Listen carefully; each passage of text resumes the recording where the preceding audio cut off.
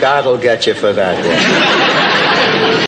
Maude is owned by Shout Factory. God'll Get You for That, Walter is produced for entertainment purposes only. Sponsored in part by Finley's Friendly Appliances. Hello, everybody, and welcome to another episode of God'll Get You for That, Walter. He always does. My name is Tom Catt, and I am joined by my fabulous, bubbly, effervescent, delicious co-star, Toni Homeperm. I feel like a confection. When You are a confection. introduce me like that. Oh, my goodness gracious. Today, we are discussing Walter's 50th birthday. Yes. And it originally aired on January 23rd, 1973. We actually just found out today that was Tuesdays.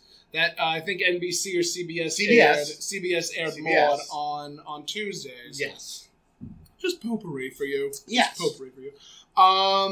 Some of the guests, there's only one real guest star. Yes. His name is Floyd Crowley, who's played by John Heffernan. Mm-hmm. So the episode opens on a real high note, doesn't it? Oh my goodness, yeah. It was another one of those where it's like, whoa, what? Yeah. Yeah.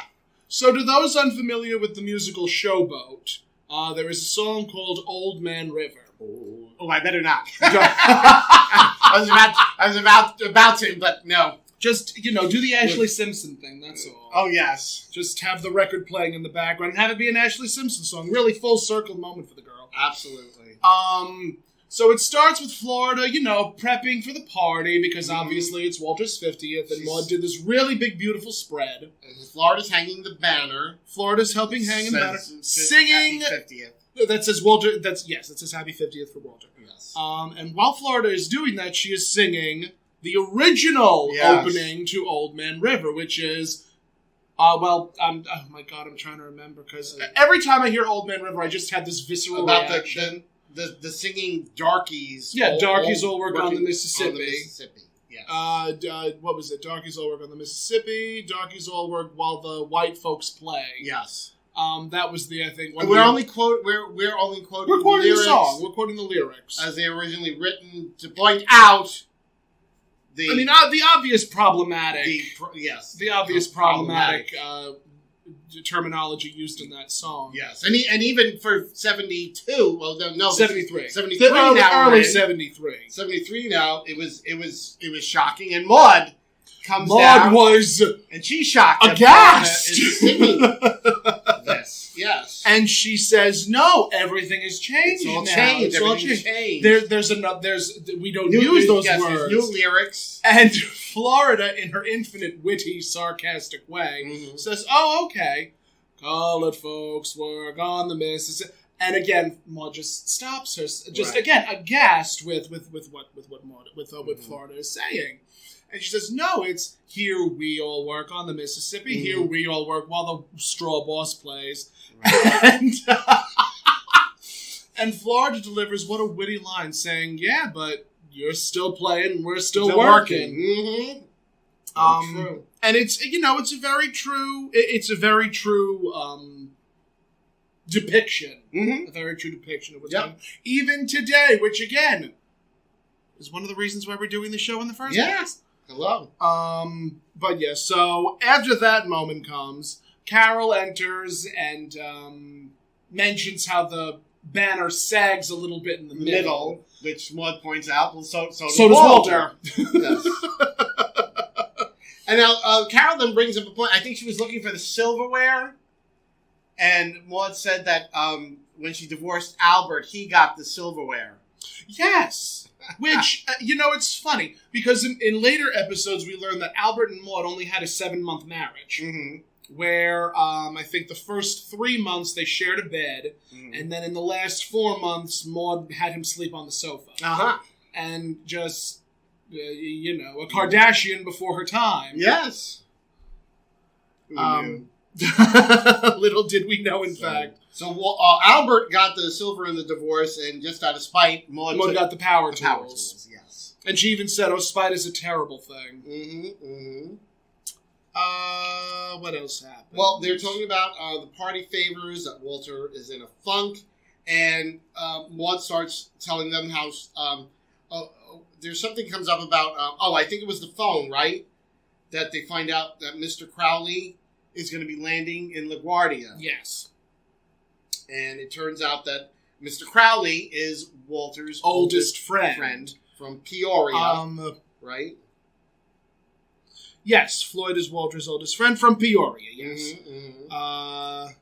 And then Maude goes on this, not so much a little tirade, but she's primping around and preening like a peacock. Yes. Like, a woman has to be pretty tip-top in order to make a birthday like this, or bring a surprise to Walter, to her husband like this. Yes. And Florida quips back at her saying, if a woman's been married as many times as you, she's not pro. I mean, she's an old pro. She's made all pro. Yeah.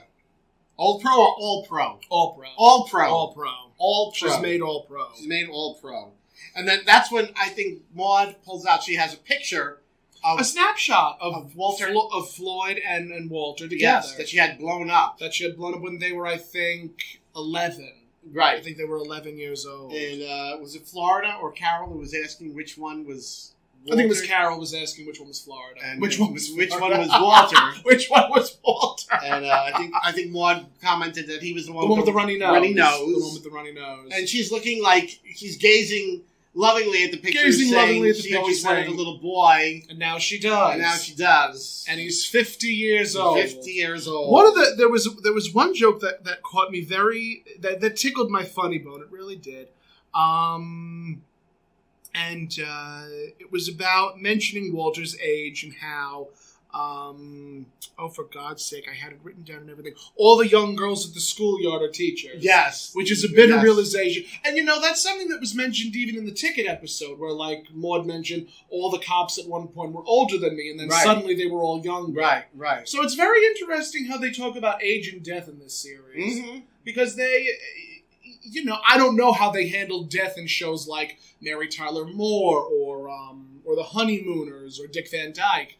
They didn't really touch on it. The only thing I remember about death in Mary Tyler Moore was it was the clown character died. Yeah, and I remember just vaguely about that episode, and it was something about the they talk about death pretty liberally, and I think Maude and even All in the Family they discussed it. Yeah.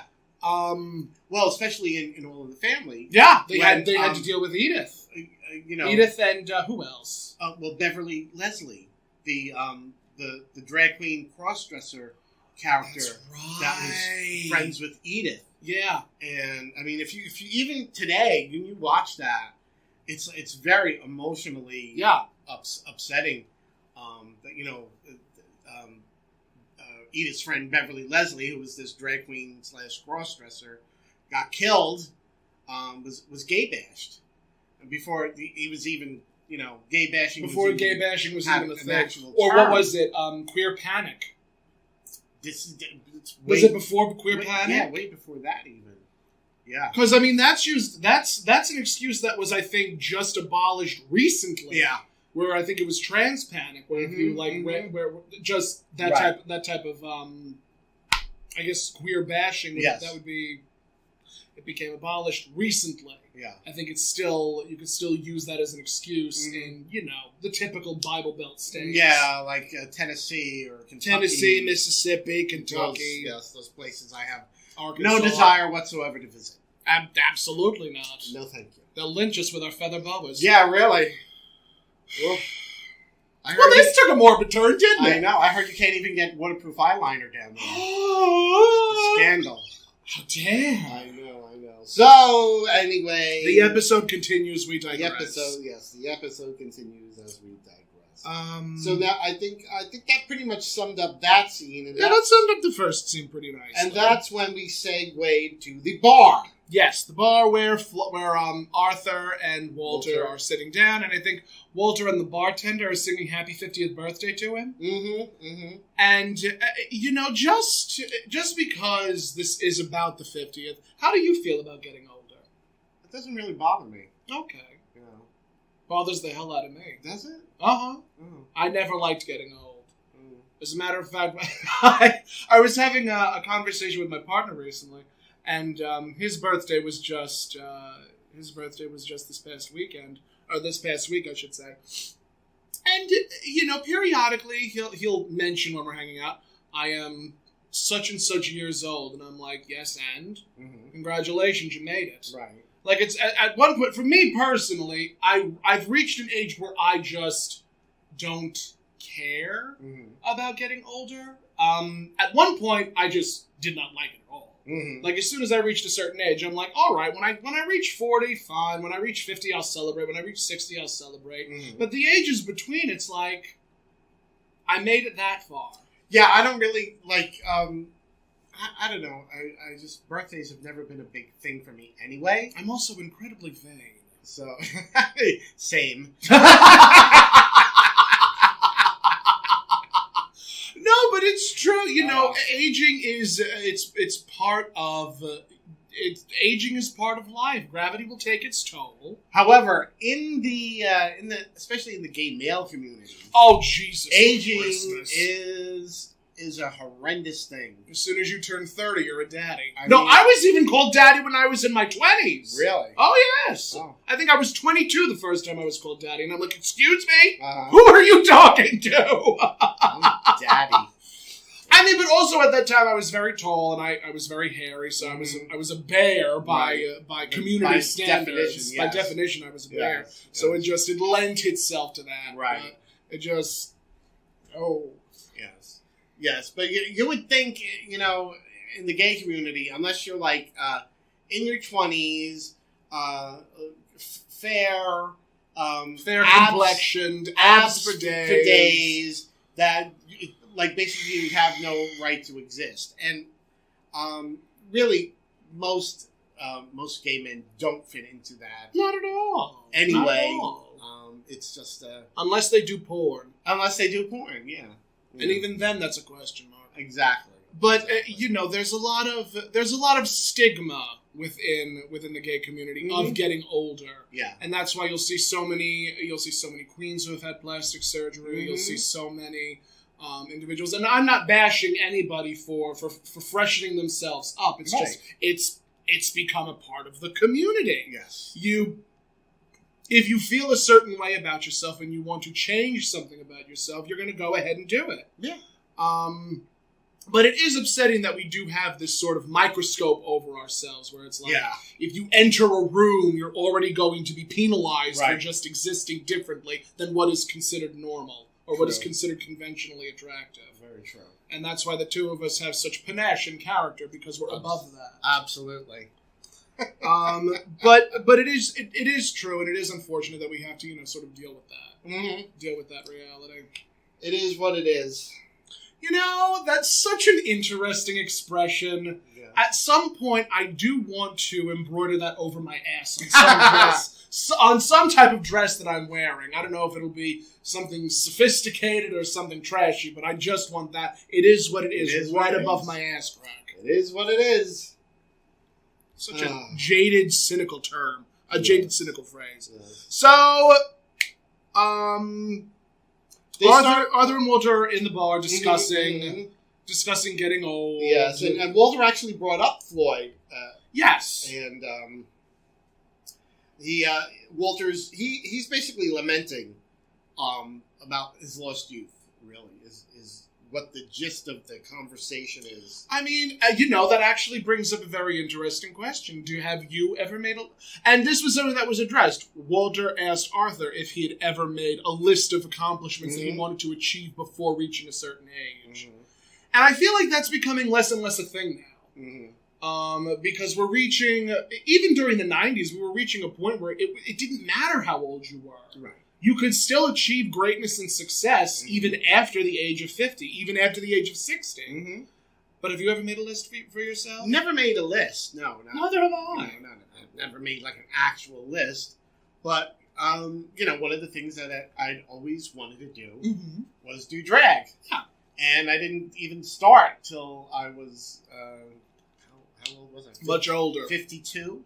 Okay. When I started. And I say to people, you know what? You're never too old to start doing anything you want to do. Yeah.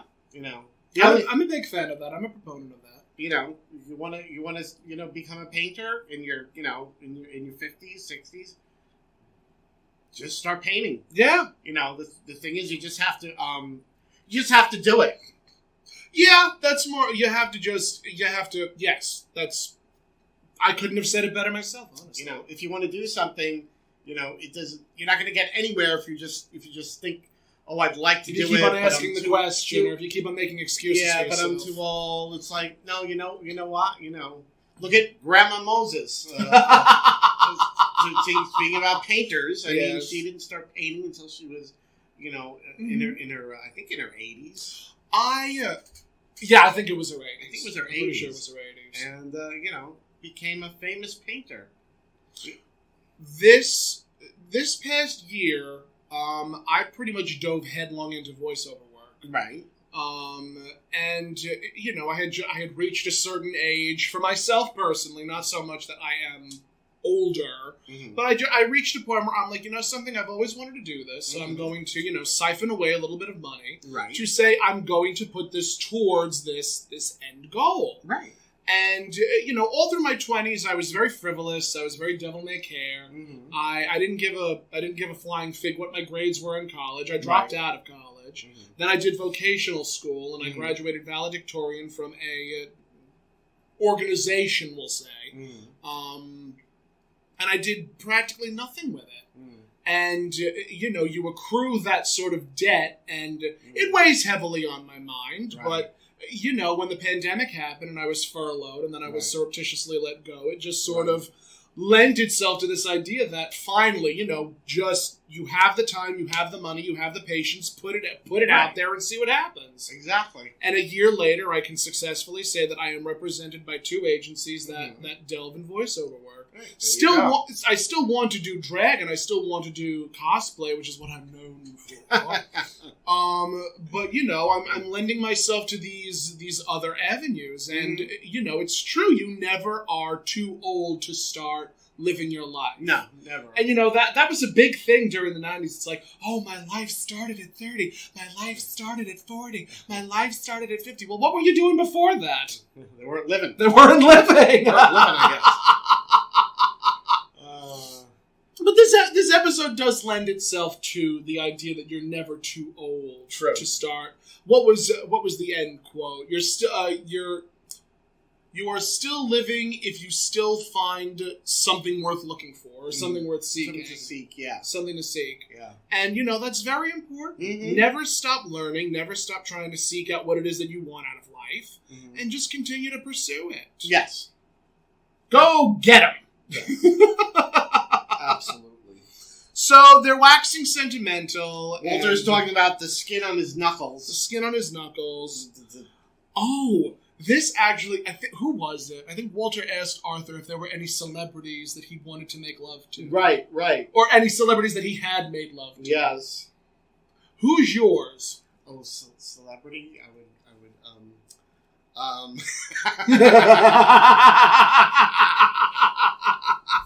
So, like, this is like, like on Friends, like they had the list. Yeah, they have a list. It's like, and I think, who was it? Ross. Who is the actress? I have no idea. I can't remember. I'm sure somebody will know. I can't remember that. She's Isabella Rossellini. Okay, she was on his list, but she was like somewhere in the middle. And she's a handsome woman. Yes, and, and he like she happened to come into the coffee shop, and he's like, oh, you're on my list, and she's like, well, let me see the list, and she was, she's only like, about 5th or 6th down on the list, so she was quite insulted. I mean, in Death Becomes Her, she was a beautiful actress. Yes. I mean, if you see pictures of her today, she's definitely aged. I don't want to say she's unattractive, but she's aged into herself. Yes. But now, of course, she is not my celebrity. I don't think she would be. She's not on my list. But I would say for me, Matt Bomer. Really? Yeah. Really? Yes. Not my type.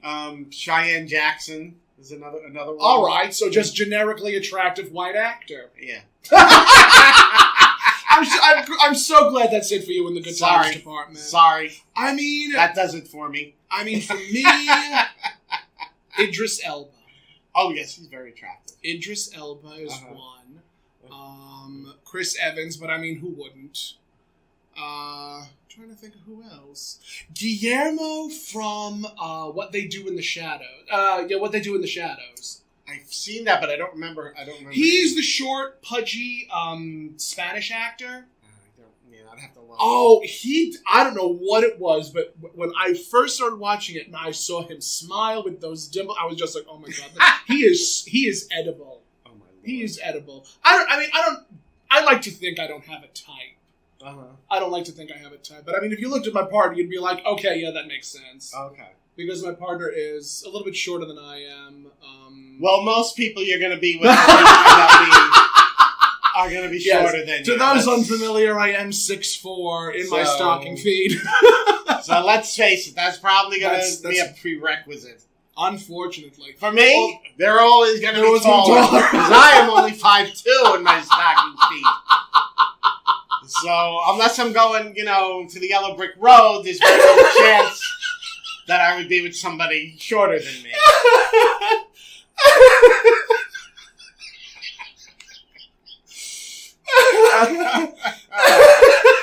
What do you have, Irving Village? Stuck in your upstairs. The plan.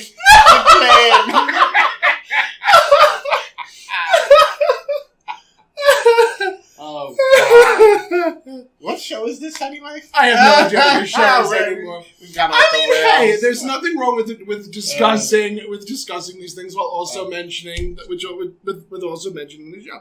And I mean, hey, the questions posed in this show definitely can resonate within our conversations as they come. Absolutely. Oh my goodness. So again, they're continuing to wax sentimental. And they're talking about what Walter, like his list, what he wished he'd accomplished. Like he wanted to be a pilot. A glider pilot. Live in Paris for 2 years. Mm-hmm. And then they started talking about Tommy Hollander. Yes, because apparently Walter was playing golf against Walter him. Was the way that I read into it was that they were going to be at a boxing match together. No, it was golf. It was golf. But they did mention golf. That, yes.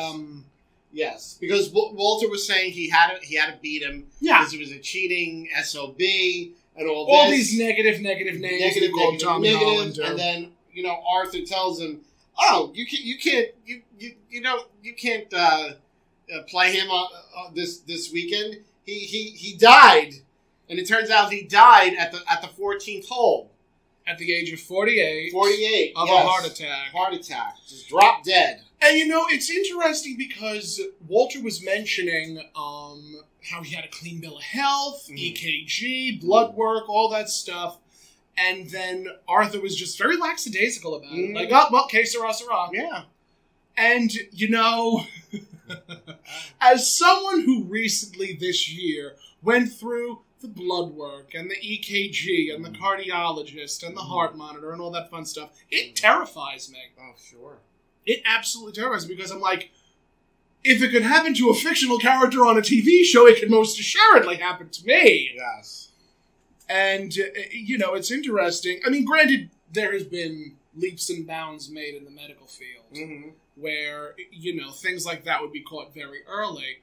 But, there was something recently, within the last couple of years, that I read. Kevin Smith. Are you familiar with him? Yeah. Kevin Smith had a severe, he didn't have a severe heart attack, but he had a heart attack. Mm-hmm. And when they checked his arteries and whatnot, they almost found, I think, one artery was about 100% blocked. Mm-hmm. And they called it the Widowmaker. Oh, yes, I've heard that term. And, again, terrifying. Yeah. Because you never know. Right. And there's only so many tests that can be done. Mm-hmm. So always get checked up by your doctor if you possibly can. If you can. We won't. Soon there will be an episode where we will be addressing the medical profession. Yes. And the episode is literally called Maude in the Medical Profession. Mm-hmm. We have a lot to discuss about that. Oh, Lord Almighty, do we ever. Oh, my goodness. So, Arthur, again, very lackadaisical about Tommy Hollander dying. And then Walter just, on a dime, there's that shift where it's like, oh, that dear, sweet Tommy Hollander. Right. And just going on and on about how Tommy was such a great guy. Such a great guy. Now that he's dead. Of course. You know, we always respect the dead in this house, apparently. Mm-hmm. And also Walter, then he talks about Floyd again, and he mentions the act. The vaudeville act. Yes, that was one of the things. That was one of the things that Walter... on his list was to have a vaudeville act. Yeah. And him and Floyd, when they were kids... They created... When they were 12 years old, they created this act of them singing... them performing the old spinning wheel in the parlor. Yes, spinning wheel in the parlor. They did like the hand gestures. The hand gestures, like there's an old man with a beard spinning wheel in the parlor. And we're doing these things. You can't see what we're doing. But very vaudeville. Like very shticky like that. Mm-hmm. And that was pretty much it for the bar. That was it. Arthur said, "Oh, I'll see you at the party, God willing." Yes. And it's important to mention God willing because that's how Walter's introduced in the following scene. Mm-hmm. And as Arthur leaves, Walter very somberly, very melancholy, just performs the rest of the number. The number, yes. And at that point, that's when we cut to commercial break. Yes. And when we come back, we're back at the house. Yep. Maude is she was in a beautiful bright orange, beautiful outfit. Orange dress. I want to recreate that. I really do. And the beautiful like palazzo pleated pants. I just that is one outfit that I would love to wear. Yes. Carol was in blue. I guess they had to make her complimentary. Yeah. To Maude. Definitely. And Florida got Walter a gift. And Maude has to start making a big thing about it, saying, thank you for... Oh, my God, I wish I had written it down. But she mentioned something about the tension between the races. Yeah, just to be... She had to make it racial. Tension she had to make it racial. Florida getting a little gift for Walter, and Florida's like, if don't... I have it written down. Don't make me regret my generous impulse. Exactly. It's like, it's like... I can understand it, because Florida's like, yeah, just give you a little gift. Why do you have to make it all about, this thing about racial inequality and all this, and it's like... it's like there's a time it reaches and place a point for where it. Even Florida was like, Maude. She was like, enough, Not enough. Really, enough. She got, it's like, I got the little gift. Even Maude afterwards says, I thought that was going to be one of my better statements. Maude, we get it. Yes. We definitely get it. Yes. But that also plays Maude's white guilt. Her white guilt. Is mentioned a number of times in the series. Mm-hmm. And as, because Maude is such a liberally minded person, she's so liberal where sometimes it's almost like her views are just touching the conservative surface. Yes. Which happens more often than we like to think. Absolutely. So the doorbell rings and they all think it's Floyd prowling. And it is not. It is not. It is Walter. Who's depressed. Very depressed. Almost melodramatically depressed. Yes. Walter was acting more like Maude in this. Very much so. Very much so. until the end. Until the very end. Yes. But Walter was acting very much the way Maude melodramatic, would be very acting. over the top. Yes, all over the top and all. But still very Walter. Yes, like it wasn't like Walter imbued himself with Maude. It was it was Bill Macy playing Walter depressed. Correct. And he's talking about that he's tight in the chest. And of course, Maude says, "Walter, you are not having gas on your 50th birthday." Exactly. Gas is not allowed. And so she takes him over. She's sit with mommy. Sit with mommy. She's got to be, mommy to him. And then she goes into quoting Browning. With a quote of Browning, which, grow old with me, the best is yet to be. Yes. And, again, Maude is now the Walter trying to reason with Walter, trying to make sense of all of this stuff, and Walter is not having it. No, he's still bringing up the skin on his knuckles. Yep. And his chicken neck. Yes. And Maude is like, please, don't stop wallowing. Stop wallowing, which is very out of character. Because if there's one thing Maude is good at, it's wallowing in her own self-pity. Exactly, which is why I said Walter was acting more like Maude than Maude in this episode. And Walter, I think at that point... He tells her that, something about her hot flashes that... Yes. Because Walter had to sit through Maude's hot flashes. Yes, he had to deal with that, so... She's basically got to, deal with him. Yeah. And I think that's when Maude puts the birthday cap on him. Yes. And snaps the band under his... Have you ever had that happen to you? Yes. Oh, it hurts. It hurts. It hurts a lot, man. Burns. Especially if you're shaven. Oh. Do not recommend. Carol and Florida come in from the kitchen, I believe. Yes. And now Maude, she's trying to cheer him up. Cheer him up, saying like there's a big surprise for you. Yes. And Walter's like, well, wait, what are you talking about? And then at that point, I think that's when the doorbell rang. And then Maude, Carol, and Florida all race into the kitchen. Maude tells Walter, you just yell, come in. So, which he does.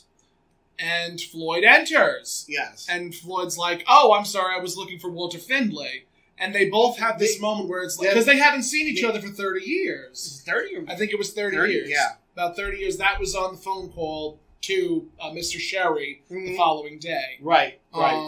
So they don't recognize each other at first. Yep. And then they do recognize each other. And they have this back and forth of like, Walter, Floyd. Walter, Floyd. And then I think Walter is ecstatic. Walter's overjoyed. Yeah. Overjoyed. And Floyd starts doing There's an Old song, Spinning Wheel in the Parlor. Yes. And just again, Walter overjoyed, incredibly happy to see him. Floyd says, oh, Walter, I'm so happy I could die. I'm so excited. I'm so excited. I could die. At which point his face goes blank. Yep. And he did. Yep. He died. He croaked. He bought the farm. He just... Keeled over. And Walter does his best impersonation of Kevin McAllister from Home Alone, holding his face in utter shock. Mm-hmm. And then at that point, that's when fades to black, break. And we open to the next scene. Yeah. So now Maude is on the phone with someone in Peoria. Yep, Mr. Sherry. Oh, that was Mr. Sherry? That was Mr. Sherry. And they're talking about the funeral arrangements. VFW. That they made. What is VFW? Veterans of Foreign War. That's right, because they went... Well, if they went to war together, then how have they haven't seen each other? Well, it's just that's where they were having, I guess, you can rent those places out. You don't have to be... You don't have to be, you don't have to be a military veteran. No. Okay. No. I did not know that. Yes, because like when I was with the Gay Men's Chorus, a lot of times we did shows at the VFW in Sayville. Oh, that's marvelous. Yeah, they have their like their veteran services things and events, but also you can actually just rent it out like a hall. I did not know that. You learn something new every day. But it sounded to me like, because Maude, you hear talking about that, he didn't really have any family. Yes. So I guess Floyd did not have any family, no siblings, no family. So. Right. So I guess it was like friends and neighbors were just, picking up. Yeah. Making arrangements for him at the VFW At the VFW. In Peoria. Unfortunately, Mr. Crowley got to Peoria, but his luggage was lost. His luggage was lost. His luggage was lost. It was a shame, really. Very sad. Yes. Just terrible. And also we find out it's now 3 days later. Yes. It's 3 days when we made that break. It's 3 days. 3 days have passed since Floyd. Since Floyd passed. Yes, and Walter has not been seen or spoken to. He's just been staring at the wall. Yep. He's wallowing in self-pity, drowning in self-pity. and Maude is telling all this to Carol. All this to Carol, yes. And then Carol stops Maude as Maude continues because Walter is coming downstairs. Yes. And he's in his robe, and he's in his pajama pants. Yes. Very solemn, very melancholy. Maude says he looks like the Ghost of Christmas Past. And he's calling for Philip. Yes. Calling for Philip. Yes. Now, okay. I love the jokes between Philip and Walter. It literally just tickles my funny bone because it really is man talk. And so Maude is saying, Walter, you haven't spoken to me in days, and Walter is just Philip. He has to. He has to talk to Philip. It is dire straits at this point. He has to talk to Philip. Imperative. So Carol says he's outside playing. Right. And Walter opens the front door, calls out to Philip, and Maude again is just like, hello? I know. I'm right here. What's going on? Why does he need to talk to Philip? So Philip comes in, and Walter turns to the girls and says, Philip, I have to talk to Philip. And I think they left. Did they leave or were they like in the background? I'm not even sure. I'm pretty sure they were in the background. Probably in the background. So Walter takes Philip aside, and they sit down on the sofa. He's asking, "What were you doing at 6:00 this morning?" Yes, think, right. And he said, Philip says, and we actually, get a little dialogue out of Philip. Yes, we actually hear Brian. I think his name is Brian Morrison. Brian Morrison. Yes. And he says he was in the bathroom. He was in the bathroom. Yes. So Walter has to have that's when Walter has to give him his little talk. And about the thin walls. Yes, the walls are thin at 6:30, and everybody's asleep, and everything's quiet. And he says, if there's one thing you can do in this life, try for the side of the bowl, not aim the for center. The side of the bowl, not the water. And he says to Philip, repeat after me. Yes. When waters fall on water, it makes a sound that all can hear. But when it falls on porcelain, it falls silent to the ear. Which just tickled my funny bone so much. He had another conversation like that about zipping your fly. And it's like having that conversation. I never had a conversation like that with my father. Oh, hell no. I would not be able to handle it. No. But just that type of conversation, I don't know why it tickled me so much. It just did. It just did. It just did. So that's when Maude and Carol... Okay, so I guess they did go off. They did go off into the back, and then now they came back in. And Maude, she's had it. She wants to have it out with Maude Walter. had it, but Carol asked, is there anything I can do for you? Yes. And Walter says, just don't waste your life. Yes. And, it's interesting to see a 50-year-old in 1973 compared to a 50-year-old in 2021. Yeah. Look at J-Lo. I know. J-Lo is 50. She looks like she is 25. They just recently had a picture, because now apparently she's gotten back together with Ben Affleck. And they had a picture that was similar to one that they had taken almost 20 years ago. Where she has not aged. Yeah, like she was in a bikini laying on the boat. And, he's aged, but not badly. No, he hasn't aged poorly. Not he's badly. He's still a very good looking guy. But he has gotten older. And, but to look at her, you would think she was, hardly aged at all. I have no idea who her specialist is, but I want their number. Speaking of, men aging, it was funny. David Duchovny. Okay. There was, in the original X-Files series, there was one episode where he was in the pool and he had on a little red Speedo. Yep. And he's doing a new series now, and they asked him, they said, would you mind, getting in the red Speedo again? And he did. And he did. And everybody is living for it. He's, obviously he's older aged. now. Again, gravity always takes its toll. Because now it's what? It's like 30 years? Yeah. Almost, I want to say almost 30 years. I think X-Files started in the 90s. 96, 97? Sometime around then. Yeah. I think 96 or 97. Yeah. And also one of my favorite shows. I love Really? The X-Files. I was addicted to it.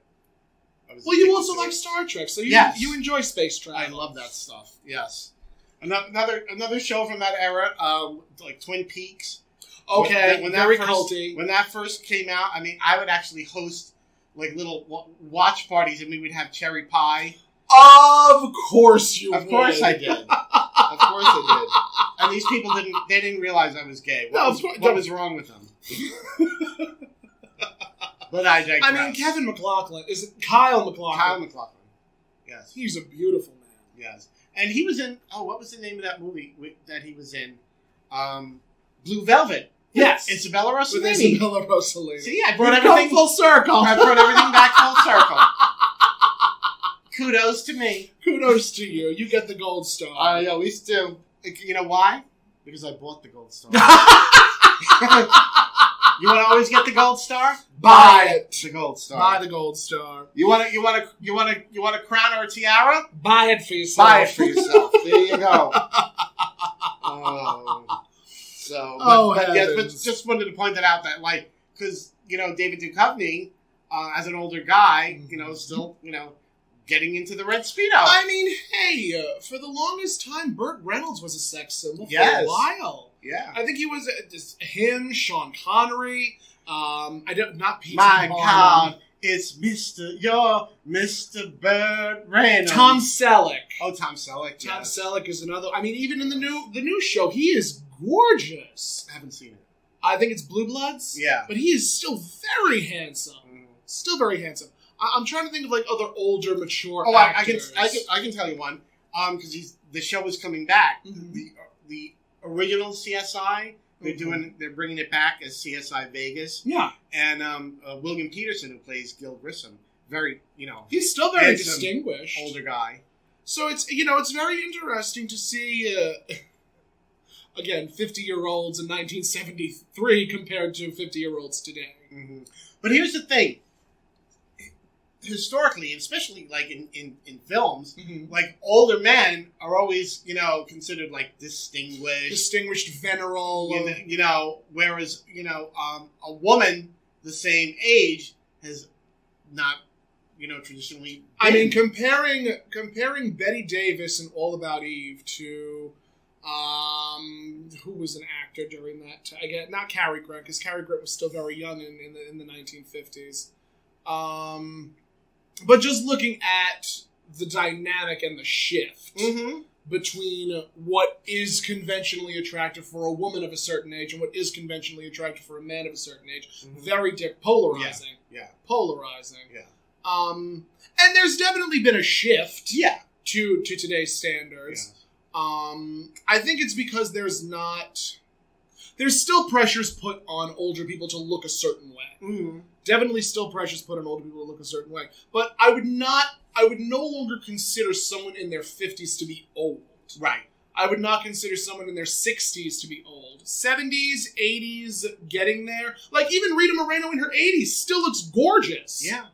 And still is very active and very vital, despite the age that she is. Right. And I mean, Betty White is what? She's going to be 100 next year. Yeah. 100 next year. And she's still drinking the blood of virgins. Yeah. Who would have known? Who would have guessed? Alexis. Yes. But we digress. Maude, she wants to have it out. Yes, she finally wants to have that discussion with. I think she's had it. She's sick of him singing the spinning wheel song. Yep. She even sings it. when they're in the bedroom arguing. Yes. She wants him to stop torturing himself. Yes.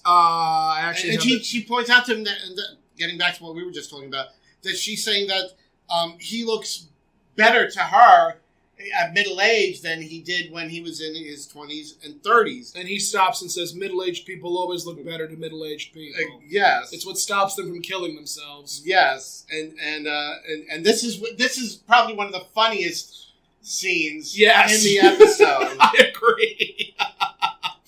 I'm trying to remember what it was that Maude had said to Walter that triggered her to say, God will get you for this one. Yes. She's talking about,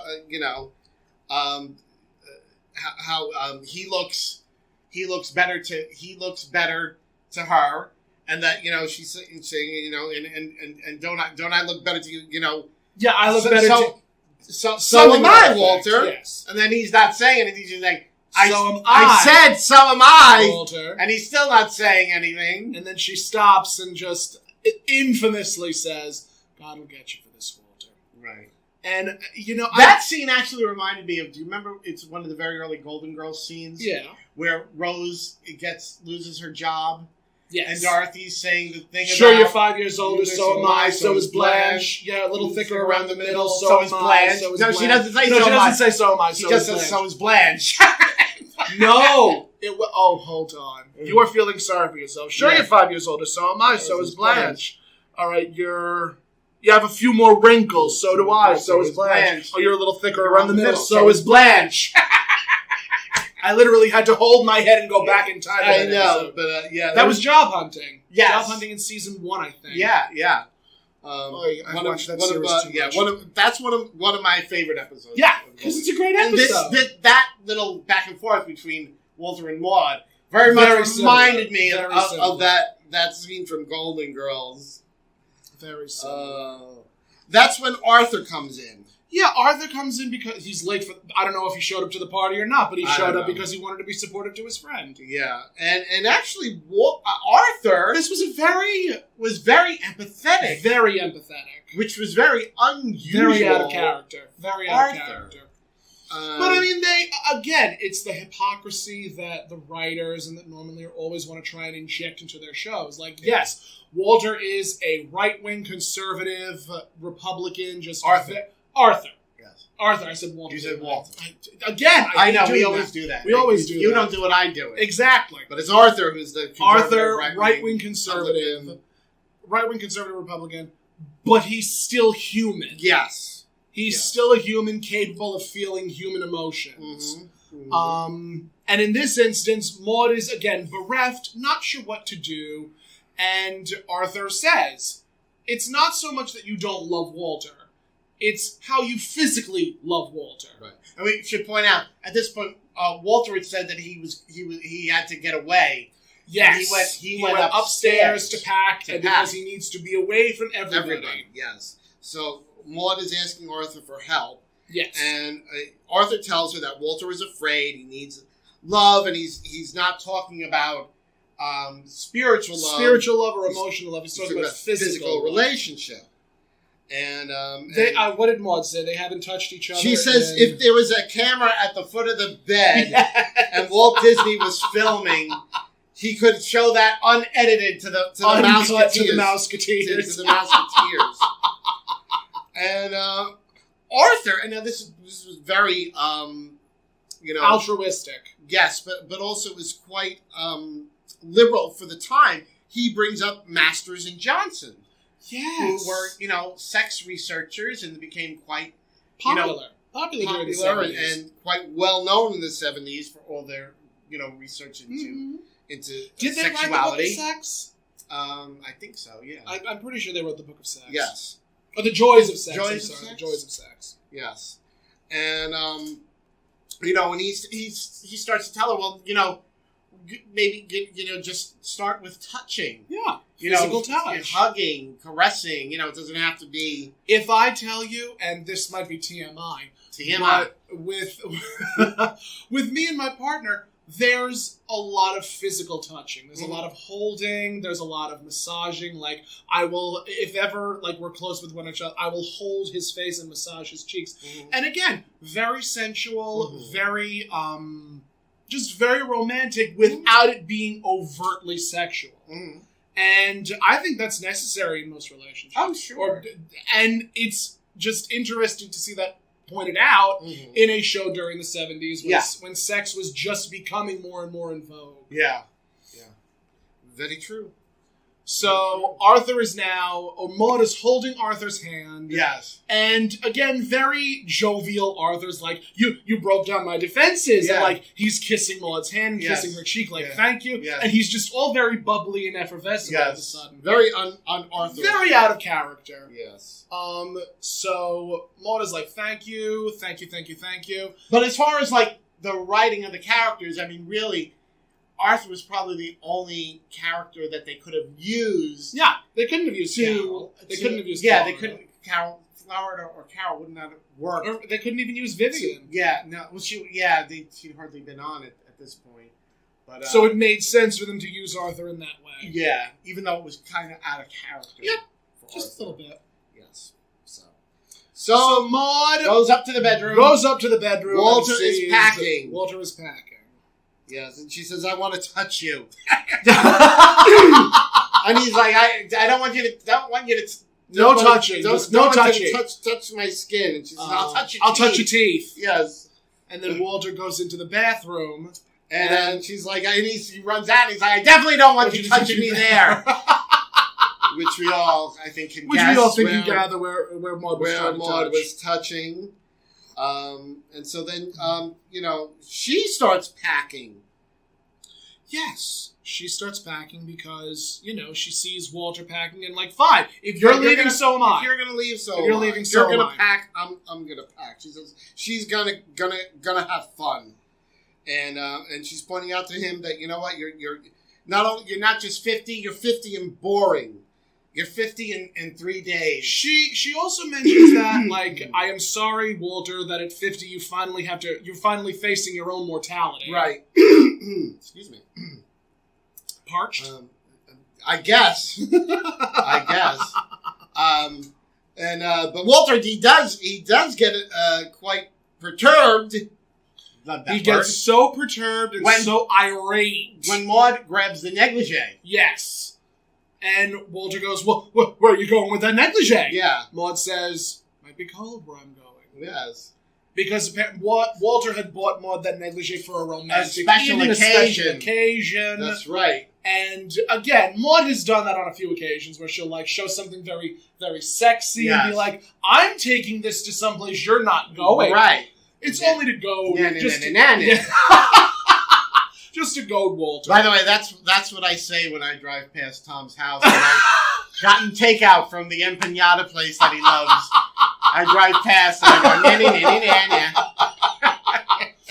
go, oh, hell's bells. Oh, my Lord. So, Maude is packing, and again, she's just irate. She's had it. Like, she even goes, there's an old spinning wheel in the car through grit teeth. Yes. And they're like, Walter is all packed up. Maude is then all packed up. And Maude says, take my suitcase downstairs. Mm-hmm. Right. And Walter goes, I'm not taking your suitcase downstairs. Why should I take your suitcase downstairs? And they get into this, like, battle of wits. Right. Ending in Walter grabbing the suitcase and throwing it out the window. And the glass breaks and everything. And for the longest time, I thought that there was no glass. I thought it was just shot through the window and there was no sound effect. Like there was sound effect. There was sound effect put over it, but there's actual glass there. Yeah. Yeah. So I can only imagine how many takes that actually took to do. Yeah, that's the thing, because once you break the glass, I mean, if they had to do it more than once. I'm gathering that they probably rehearsed it quite a few times. And, they had to have.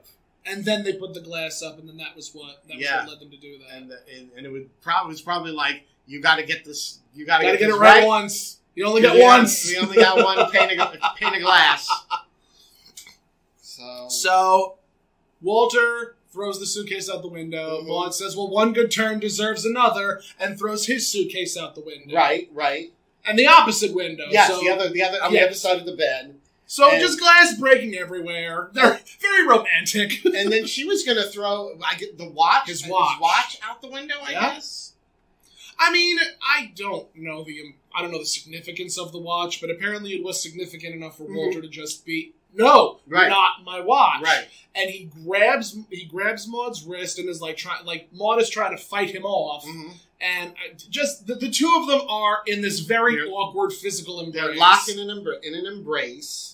And right after Walter says, not my watch, there's a pause, and then they immediately embrace in this very romantic, passionate hug. Now, which I don't remember. One of them points out that they're touching. Maude pointed it out. Maude said, Walter, we're touching. We're touching. And actually, Walter says, if I live 1,000 years, I'll never be able to understand you. Right. And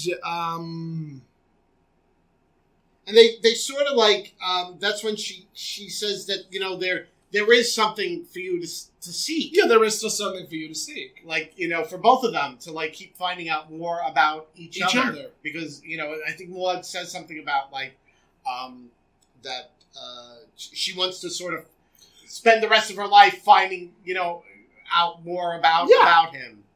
It was honestly, in the grand scheme of things, it was a very touching scene between the two of them. Yes. And I'm trying to remember because I think right after Walter said, "If I live 1,000 years, I'm going to be able to understand you." Maude says, "Do you want to understand me?" Right. And I can't for the life of me remember what she says at that point. I don't remember. But again, it was a very touching scene, and they end up finally hugging and holding each other.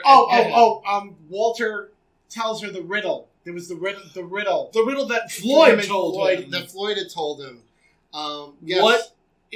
What has one eye? One eye sticks out its tongue, and you can make love to. And wants to and wants to make love and wants to make love all the time. Yeah, something like that. And Maude says, "I know the answer." I know the answer. She covers her eye and sticks out her tongue. Right, and so. Again, very touching, very silly. And I think she then says happy birthday, Walter. I think that's how That's how that scene ends. That's how that scene ends. So it was quite touching. Very touching. Very touching. Despite the fact that, the luggage is now on the front lawn. Yeah, really. What the heck must the Findley's neighbors be thinking of them? Those damn Findleys. And now they're throwing their suitcases out the window. Yeah. Lots of arguing. I mean, that's a joke that's been made a number of times. I think there was one moment where Arthur was like, "Oh, I heard you guys screaming, so I figured you were spending a quiet evening at home." Yeah, right. So that's what you would think. I'm sure. So it happens pretty often. Yeah, because I'm sure the neighbors are like, "Oh, the Findleys are at it again." Mm-hmm. So we now come to the epilogue, and Maude and Walter are in bed. Yep. And this was too funny. It was so deliciously funny. Yes. Where Maude is now turning to Walter, saying, "Walter, you're 50 years old. Do you know what that means? And I'm 47. And I'm 47. Do you know what that means? Yeah. In 3 years, you'll be 53 years old, and I'll be 44.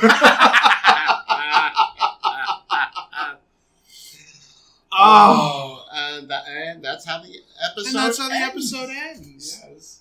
Honestly, it really, when I first watched the episode many, many years ago, many moons, I thought it was very morbid. I thought it was very morose. It was not one of my favorite episodes. But as I've gotten older, and I, watch it with newer eyes and a newer mind, it's honestly one of my favorite episodes. Yeah, it was very funny because it was very well written. It was it was a very poignant episode without being maudlin. Without being maudlin, if you'll excuse the pun. Because, up until that point, every single episode was very politically motivated. Yes. This was not a politically motivated episode. No. I mean, granted, yes, when you incorporate the jokes made by Florida to Maude and the Old Man River, the minstrel aspect of the show. It was very much something that affects everybody in very different ways. Everyone can relate to aging because everyone ages. Everyone ages. Unless you're Jocelyn Wildenstein. Yes. And then, that's an awful lot of plastic surgery. Yes. But I don't think there's a part of her that has... I mean, there are parts of her that have aged to about maybe 10, 15 years. But yeah, this was, honestly, it was a very mature episode, a very mature topic. Yes. And, I'm glad you were with us for this episode. Yes, for taking a stroll. A stroll with us. Down memory lane. But I never asked you, what did you do when you turned 50? Nothing really. I mean, we had a little party. Okay. That was it. I just, it never hit me like, 50, middle age, or anything like that. It just, I don't know, just didn't. Yeah. Honestly, it was the same thing for my parents. When they turned 50, it was just, to them it was another day. Yeah. I don't want to be like that when I turn 50. I want to have at least something a little grandiose. Uh-huh. Just not so much to point it out, just be like, hey, I'm half a century old. We should go skydiving. In Golden Girls Trend. Yes, in Golden Girls Trend. Yes.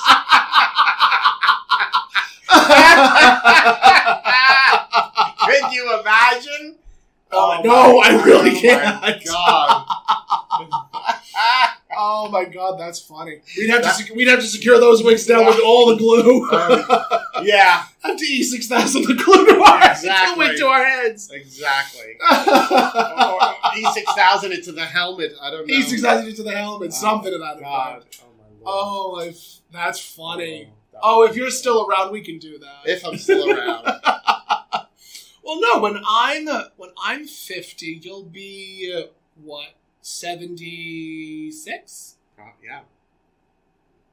Yeah. Yeah. That sounds about right. Mm-hmm. Yeah, you'll still be around. I'll still be around. You'll still be here. Yes. And you'll still be wearing the same Nothing wig. can kill me. No. Except maybe corn. Corn and just the right amount of alcohol. Exactly. Oh, merciful heavens.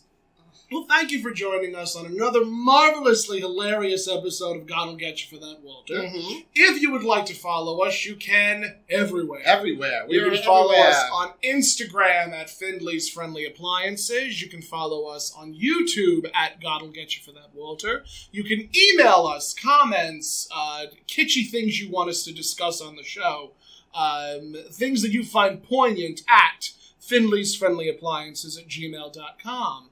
If you would like to follow me, you can. Oh wait, no, you can find us on Pandora and Spotify and Apple and iHeartRadio, Apple Podcasts, Buzzsprout, Google Podcasts, all the podcasts. Literally, just look up "God'll Get You for That, Walter." You'll find us. If you would like to follow me, you can at that Tomcat on all forms of social media. That is my nom de guerre. That is my name for everything. Mm-hmm. And if you would like to follow this gorgeous hunk of woman, you can at ToniHomeperm.com. And of course, that's Tony with an I. And of course, usually on Facebook too, Instagram. Yes, all Facebook those and things. Instagram. Tony. I don't really tweet. I'm trying. Are you trying to tweet? Trying to tweet a little bit more. It never did anything for me it never did anything for me during its inception. But now it's like, with the voiceover, it behooves me. The only thing I really like about Twitter is that I'm friends with adult the porn stars. You can say it. You're friends with porn I'm stars. friends with porn stars on Twitter. And you get to see all of their bits and pieces. Exactly. Oh my goodness. Just a friendly reminder to those. We support sex workers in this house. So what's happening with OnlyFans is an absolute travesty. Yes. Unfortunately, there are no episodes that deal heavily on Maude with sex workers, but here at God'll Get You for That, Walter, we stand sex workers in this house. Cool. Cool beans. That's my story, and I'm sticking to it. Okay. Thank you for listening, and we'll see you again, or you'll hear us again, on another episode of God'll Get You for That, Walter. Yes, they will. Bye-bye, guys. Good night.